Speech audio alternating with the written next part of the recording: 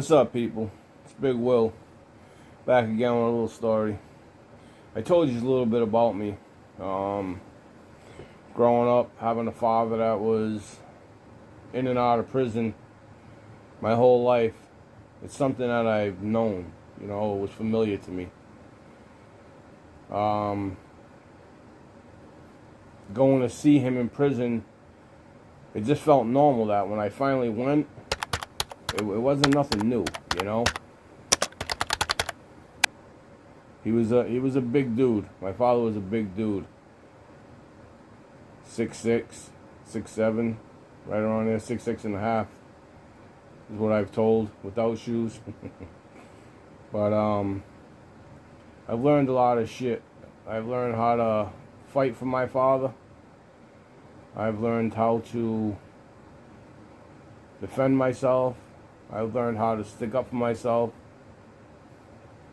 I've learned how to live in the streets because of my father. I had a mother that was there for me and my brother, but she worked all the time.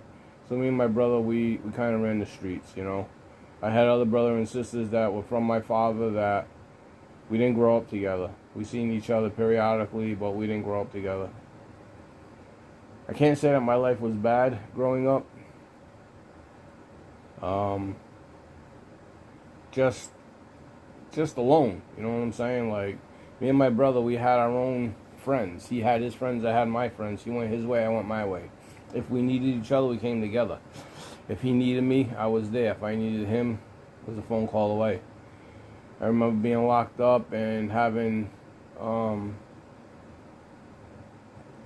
people that moved in the same building as my wife and giving her shit, you know what I'm saying? And it was just easy to pick up the phone and make a phone call and call my brother and be like, bro, dead that shit. My brother was a crazy dude. If any of you guys know my brother, Joey Dupras, rest in peace, bro. I love you. You know what I'm talking about. My brother was just like my father. He would rather stab you. He would rather shoot at you than hit you with his hands. My brother was the type that he didn't want to just see you hurt. He wanted to hurt you. If you wanted to test my brother, he gave you his all. And if you were fighting him and he would be, you'd be like, I'm done. My brother would be like, nah, dude, you asked for this. And now you're getting it. I remember some dude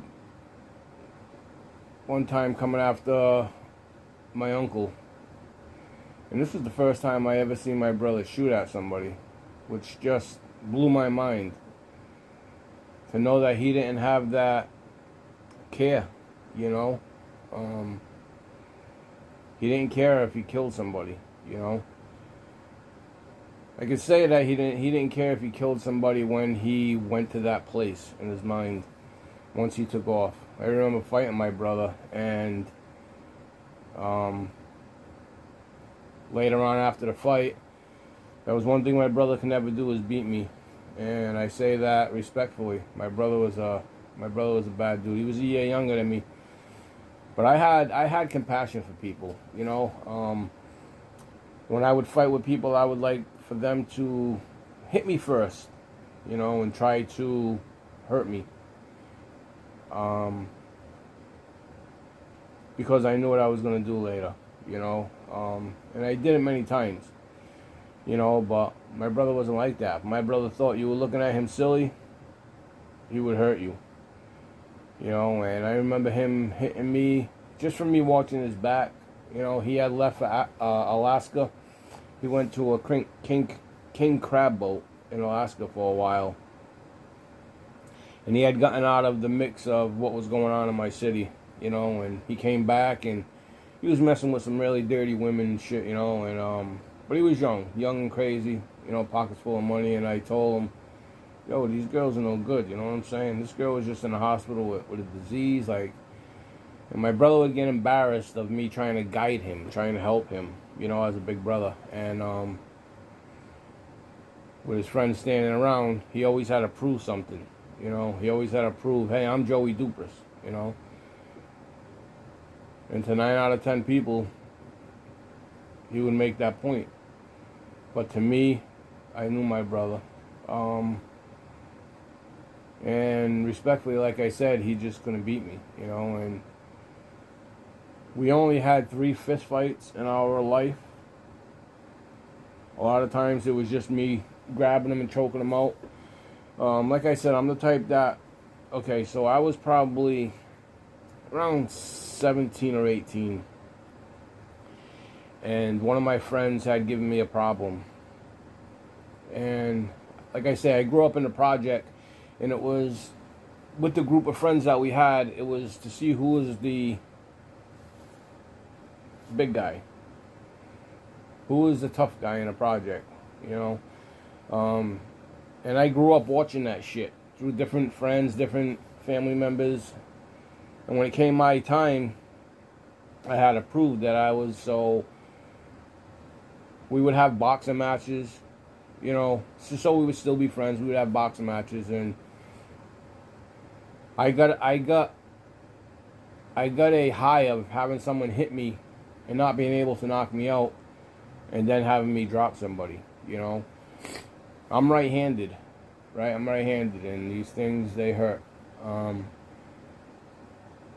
I hit people with my left, and it was a thing of mine since I was 18. There was a guy who was giving my uncle problems. He was trying to strong arm my uncle. And my uncle wasn't a fighter. He was very timid. He also passed away. Rest in peace, Uncle Troy. But, you know, he had told me this guy's giving me a problem. And this guy's name's Big Z, if any of you know him from Fall River. And like I said, I wanted to, it was a thing of mine before, this is before I started doing it, that I always wanted to hit somebody with a left and see if I can knock him out.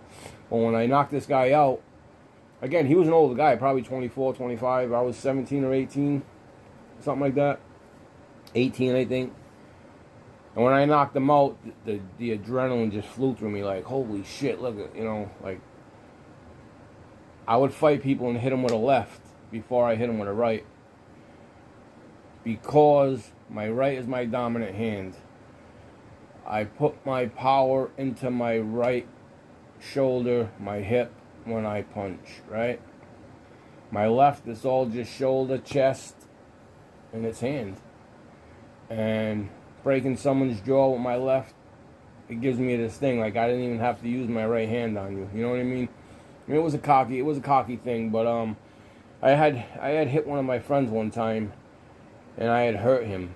I had broke his nose, and he had a little daughter. And after we fought and stuff, we were friends, and you know, we were sitting down and we were smoking a stick. And this is when I used to smoke weed and shit years ago. And when I broke his nose, his daughter was on his lap, and she was like looking at him like, "Daddy, what happened?" And he was like, "Oh, don't worry, Daddy's okay." And like, it crushed me, right? Because that was his daughter, and I never wanted my children to see me like that, beat up. You know what I'm saying? So it hurt my feelings that I hurt my friend like that. You know what I'm saying? So I always wanted to give somebody the opportunity, unless they was a stranger. You know what I mean? I've gotten into fight with bikers. I don't let them swing first. You know, I'm talking about people that I know. Someone that I know I'm truly going to hurt that might have been smaller than me, you know what I'm saying, that would still give me problems. I will let them swing first. But the first time I ever saw my brother shoot at somebody was this time that I knocked this older guy out. And he was with a couple of friends. And when he came down the hill, I had hit him with a left and I knocked him out. And it was just like this adrenaline, right? And all my friends were around. They were like, holy shit. Well, my brother, the way he wanted to wake the guy up to tell him to run was he picked the guy up and he bit his ear off and spit it at him. And when he bit it at him, when he bit his ear off, the shock that ran through the guy, it snapped him out of it, like, whoa, you know, and my brother was like, no, run. And this guy was just like dazed, like, his ear just got ripped off, you know what I'm saying? He just got knocked out. That's how he got woken up, having his ear bitten off. And he had friends at the top of the hill. We were in Sunset Hill. If you're from my city, you know where that is. It's where I grew up. It's a project that I want to say I ran. Don't get me wrong, there was older people there. And I've had fights with older people just to knock them out, you know what I mean? It's what I did as a teenager. Drink, fight, smoke weed. It's what me and my friends and my brothers, that's what we grew up doing. Drinking, fighting, smoking weed. You know, it was, we'd go to parties, we'd fight, we'd smoke weed. But the first time I ever saw my brother shoot at somebody was when his friends were coming down, and I didn't even know he had a gun on him. He had a .32. It was a revolver. And when his friend, the guy that he bit his ear off, Bigsy, when his friends were coming down the hill to see what was going on, because they were at the top of the project, they started to walk down. My brother just started shooting at him. And I was like, what the fuck? Because at that time, we hadn't really shot at people. You know what I'm saying? It wasn't until we became 18, 19 years old and we started playing with guns. When we, you know, first time I shot at somebody was, I was 19. Some guys came down from New Bedford that we had a fight with, and they were shooting at us. And I had a gun, my brother had a gun, and, you know, we were ducking because they were shooting at us with a shotgun, actually. And we just started shooting back at their car. You know, second time shooting at somebody was walking out of a club. And these guys hit our car because they were from a different city. And they just didn't know no better. I was in my buddy's car. He didn't even know I had a piece on me. And when I was telling him, chase them, chase them, we were driving up Plymouth Avenue, and I just started shooting at him. And this kid was driving. He was petrified. He turned off, and he was like, what the fuck, you're in my car shooting, and what the fuck, they just hit us because they're from a different city, you know what I mean? Like, they actually hit our car, you know? Had some crazy times, but yeah, that one story stuck out to me about my brother, the way he woke that guy up, biting his ear off. And it always stuck with me, you know? And when I fought him one time, like I said, he always wanted to put you through the ringer. And when I fought him one time, like I said, I had beat him, and I went and seen him later.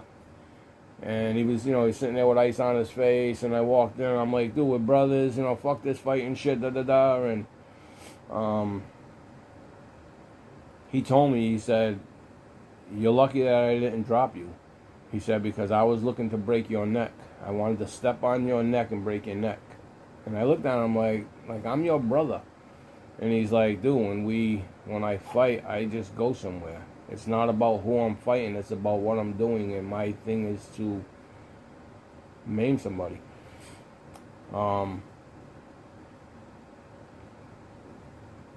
We were probably kids, probably 14. My brother was 14, I was 15.